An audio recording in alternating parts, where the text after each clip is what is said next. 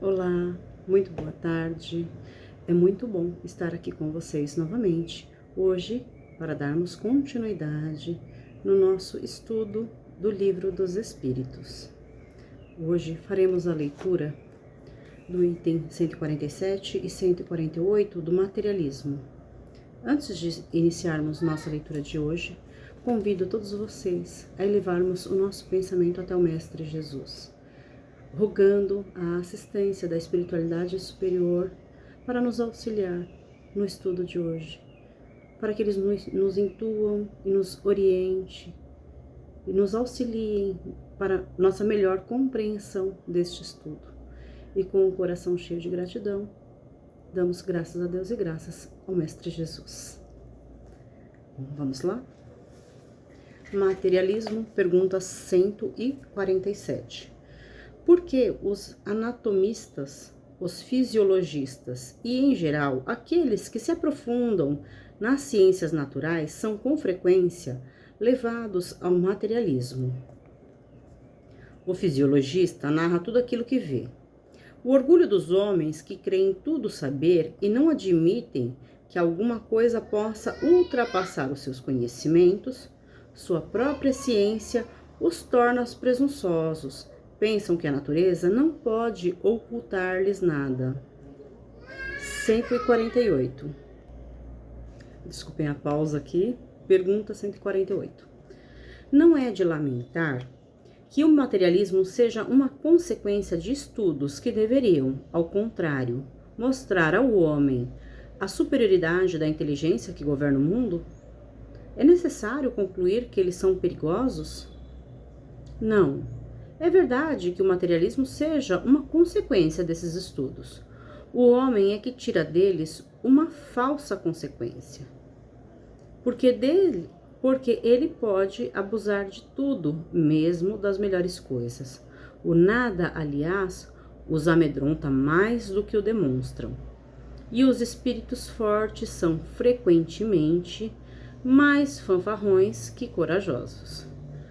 No mais das vezes, são materialistas por não terem nada com que encher o vazio do abismo que se abre diante deles.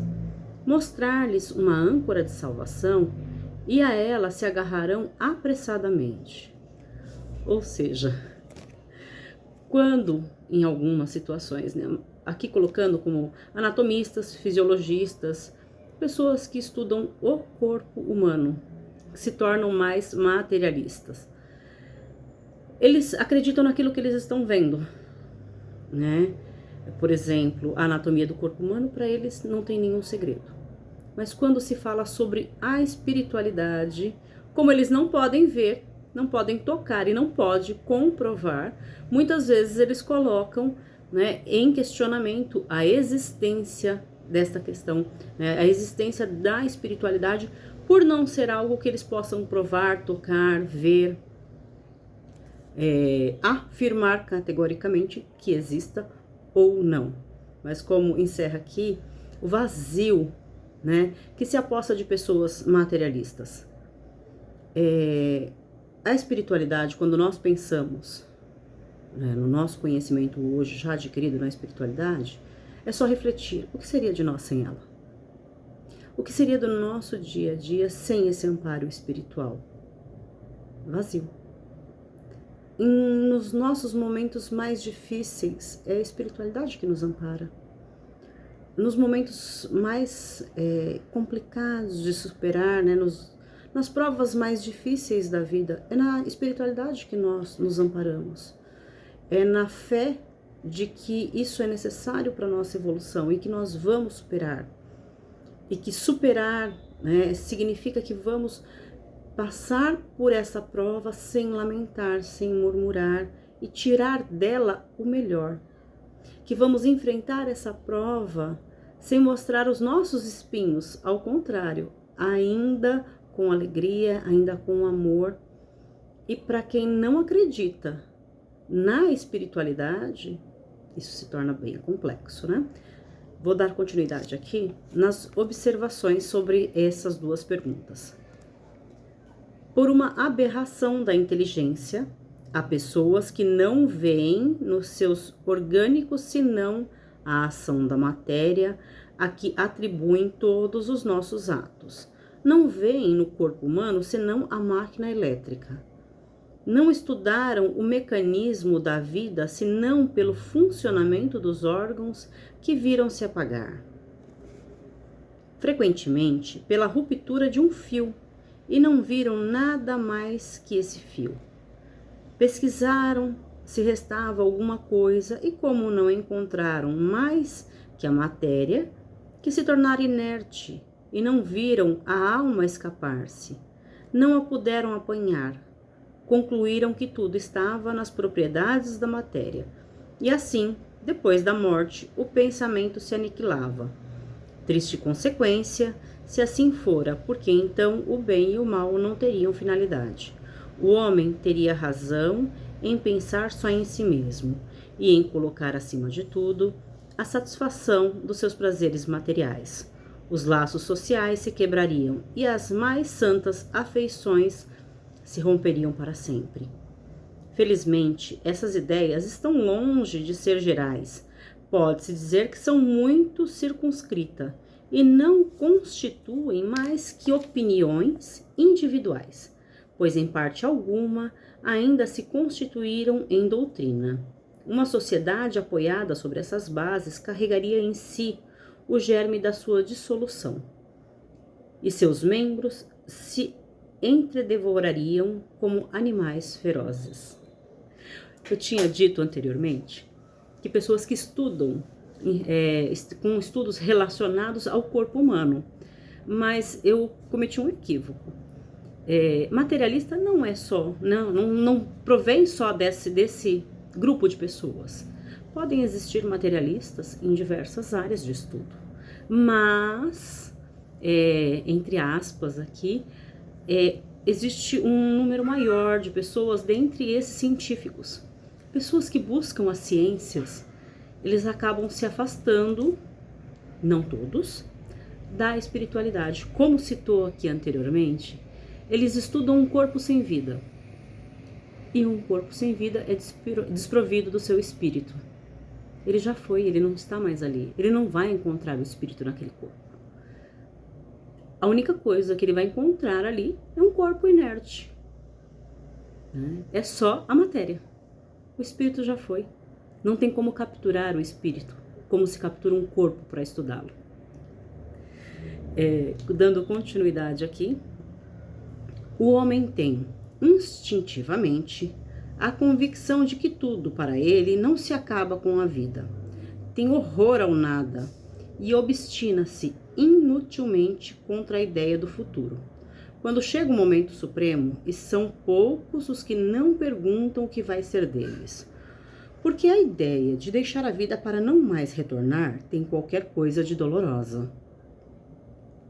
Quem poderia, com efeito, encarar com indiferença uma separação absoluta, eterna, de tudo aquilo que amou? Quem poderia ver, sem pavor, abrir-se diante de si o abismo imenso do nada, onde virão se dissipar para sempre todas as nossas faculdades, todas as nossas esperanças? E se disser, o que depois de mim? Nada, nada mais que o vazio, tudo acabado para sempre. Ainda alguns dias, e minha lembrança terá se apagado da memória daqueles que me sobreviveram, e bem cedo não restará nenhum traço da minha passagem sobre a terra. O bem que fiz será esquecido pelos ingratos, a quem eu servi, e nada para compensar tudo isto, nenhuma outra perspectiva que aquela do meu corpo roído pelos vermes. É aquilo que eu também tinha dito anteriormente, né? O que para nós espíritas, o que nos ampara e nos fortalece é a ideia da continuidade da vida. É a ideia de que vamos passar por um plano espiritual e não vamos perder o contato com os nossos entes queridos. Nós levamos uma vida inteira adquirindo amores, né? E pensar que no pós-vida não vai ter nada, ninguém, é muito triste. Você imaginar que você viveu uma vida inteira, trabalhou, formou uma família, teve filhos, estudou, conheceu pessoas, e que em algum momento isso vai simplesmente acabar e se tornar um nada, seria desesperador, né? Imaginem como seria difícil a visão de mundo, como deve ser difícil para um materialista essa visão de mundo. Por isso, muitos acreditam no viver intensamente o hoje, inconsequentemente, por não acreditarem na existência do amanhã. Se o amanhã não existe, por que não aproveitar o hoje, não é mesmo? Este é o pensamento de muito materialista. Este quadro não tem alguma coisa de apavorante, de glacial? A religião nos ensina que não pode ser assim, e a razão nos confirma. Mas esta existência futura, vaga e indefinida, não tem nada que satisfaça o nosso amor pelo positivo, sendo que para muitos a origem da dúvida. Temos uma alma. Mas o que é a nossa alma? Ela tem uma forma, uma aparência qualquer? É um ser limitado ou indefinido? Alguns dizem que é um sopro de Deus, outros que é uma centelha, outros ainda uma parte do grande todo, o princípio da vida e da inteligência. Mas de tudo isso, o que aprendemos? Que nos importa ter uma alma se depois da morte se confunde na imensidade, como as gotas d'água no oceano? A perda da nossa individualidade não é para nós como nada? Disse que ela é imaterial, mas uma coisa imaterial não tem proporções definidas? Disse que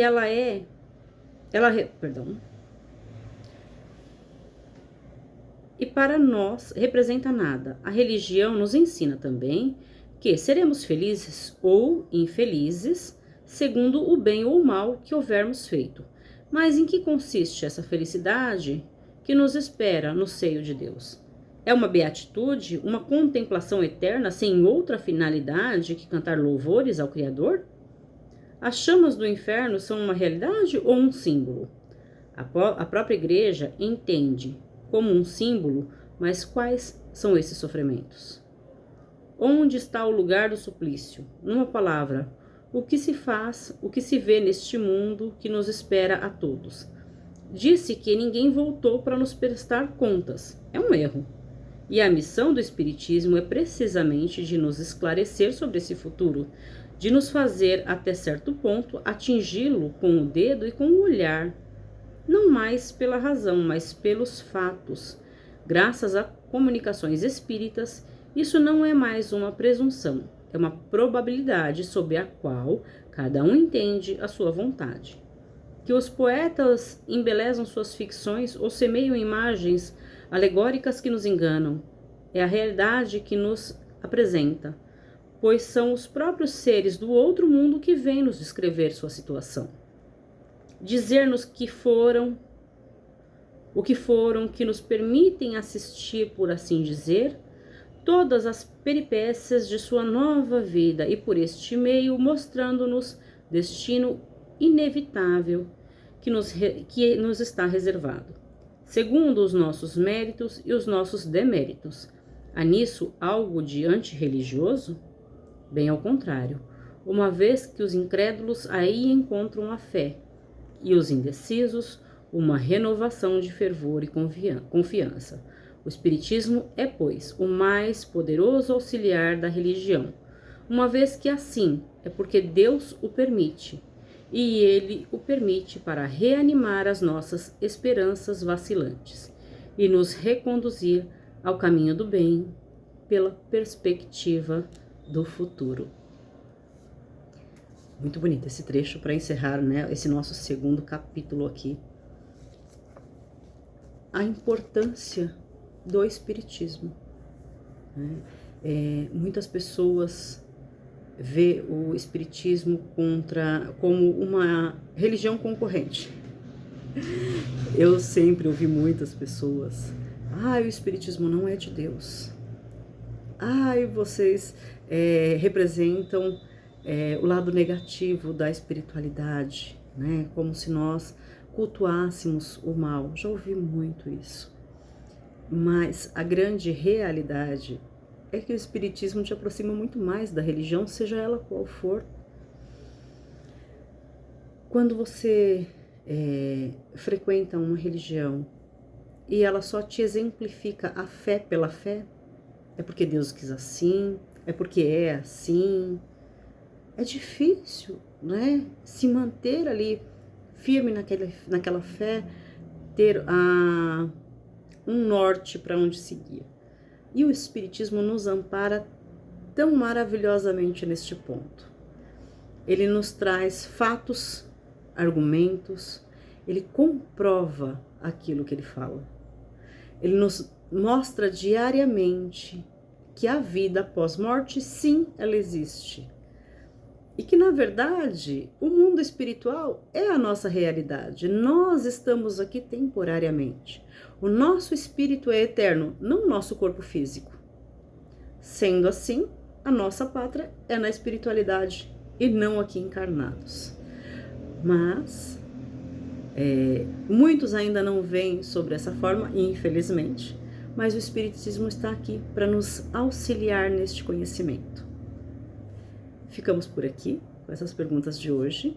Agradeço demais pela oportunidade de estar aqui novamente. Agradeço a todos vocês e mais tarde a gente conversa sobre os temas de hoje. Fiquem todos com Deus.